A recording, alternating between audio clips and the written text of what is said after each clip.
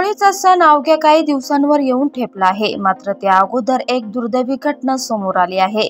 चाळीसगावच्या हिरापूर जवळील रेल्वेच्या तिसऱ्या लाईनचं काम करणाऱ्या मजुरांना घेऊन जाणाऱ्या भरधाव डंपरने मालवाहू पिकअपला समोरून जोरदार धडक दिली. त्यात दोन्हीही वाहनं रस्त्यावर उलटली. हा अपघात इतका भीषण होता की या अपघातात 2 परप्रांतीय मजूर महिलांचा जागीच मृत्यू झाला आहे, तर अन्य मजूर जखमी झाले आहेत.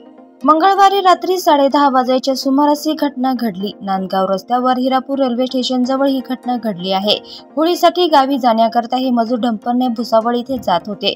तिथून ते रेल्वेने आपल्या गावी जाणार होते. हिरापूर जवळ तिसऱ्या रेल्वे लाईनचं काम सुरू आहे. या ठिकाणी मध्य प्रदेश छत्तीसगड येथील मजूर काम करत होते.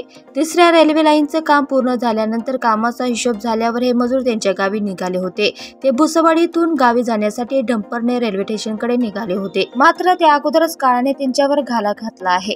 घटनेत जखमी झालेल्या 14 लोकांवर चाळीसगाव ग्रामीण रुग्णालयात उपचार सुरू आहेत, तर 18 गंभीर मजुरांना धुळे येथे उपचारार्थ दाखल करण्यात आलं आहे.